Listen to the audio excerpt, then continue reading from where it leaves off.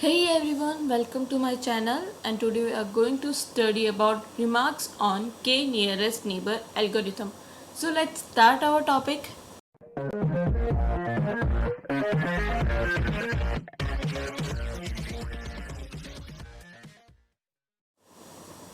अपन ने जो distance weighted के नियरेस्ट नेबर एल्गोरिथम पढ़ा था प्रीवियस लेक्चर में, वो highly effective inductive inference method है बहुत सारे प्रैक्टिकल प्रॉब्लम्स के लिए।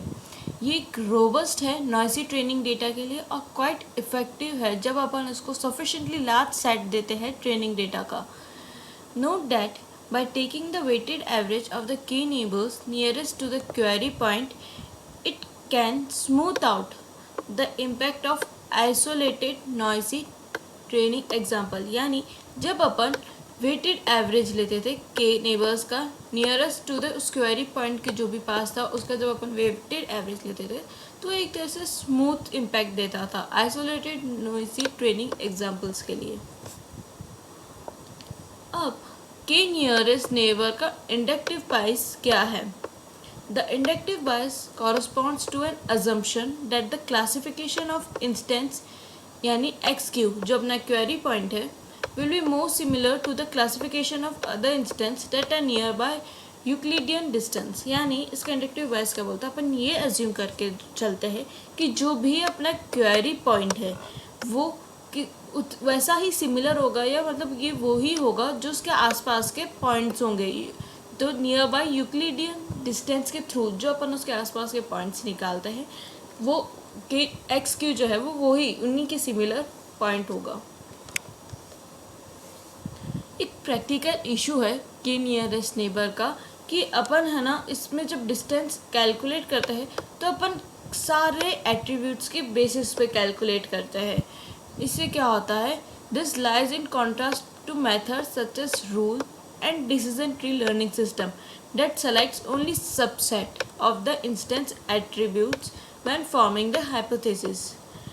अब इफेक्ट देखने के लिए कि जब अपन बहुत सारे एट्रीब्यूट्स मतलब सारे ही एट्रीब्यूट्स को सिलेक्ट करके फिर डिस्टेंस निकालते हैं तो इससे इम्पैक्ट क्या आता है।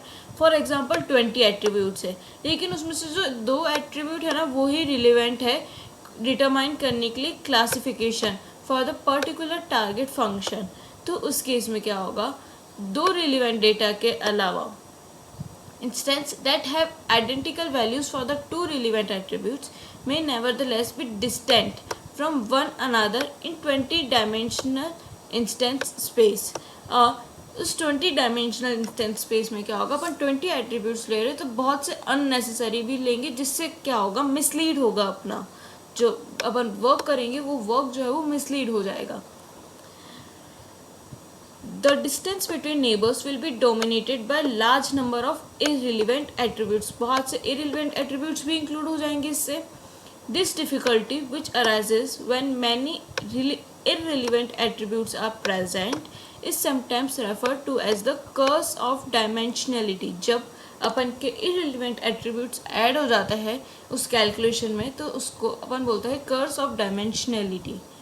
Nearest neighbor approaches are especially sensitive to this problem because ये sensitive क्यों है, क्योंकि अपन को पूरा इफेक्ट होगा। तो इससे जो उसके पास में फॉर एग्जांपल क्या पता ये क्वेरी पॉइंट जो है वो रेड क्लास की होनी थी, बट इस मिसलीड के कारण अपन ने उसको ग्रीन क्लास की कर दिया। अब इससे ओवरकम आने के अप्रोचेस क्या है। पहला अप्रोच है कि अपन वेट दे हर एक एट्रीब्यूट को डिफरेंट जब भी अपन कैलकुलेट कर रहे डिस्टेंस 2 इंस्टेंसेस के बीच में। इससे क्या होगा, स्ट्रेच होगा यूक्लिडियन स्पेस और ज़्यादा, और अपन डिटरमाइन करेंगे automatically using cross validation. Second point है कि अपन इररिलेवेंट जो एट्रीब्यूट्स है उनको रिमूव कर दे। यानी the most drastic alternative is to completely eliminate the least relevant attributes from the instance space. यानी जो अपने इतने रिलेवेंट नहीं हैं एट्रीब्यूट्स अपन उनको रिमूव कर दें। दे यूज्ड लीव वाला मतलब अपन लीव कर रहे हैं इसमें एट्रीब्यूट्स को जो रिलेवेंट नहीं है। वन और cross validation is use to determine. could locally stretch an axis but more degrees of freedom, so more chance of overfitting, so much less common। इससे क्या होगा, लोकली स्ट्रेच होगा अपना एक्सिस तो डिग्री ऑफ फ्रीडम ज़्यादा होगी, तो overfitting के चांसेस भी है। Efficient indexing of instances can be done with KD trees. इससे ओवरकम करने के लिए अपन एफिशिएंट इंडेक्सिंग कर सकते हैं इंस्टेंसेस की with KD trees. Thank you friends. इस टॉपिक के रिगार्डिंग कोई भी डाउट है तो कमेंट में मेंशन करें अपना डाउट। वीडियो अच्छा लगा तो लाइक करें, शेयर करें और मेरे चैनल को सब्सक्राइब करें ताकि मैं जब भी नेक्स्ट वीडियो अपलोड करूँ तो आपको नोटिफिकेशंस मिल जाए। Thank you.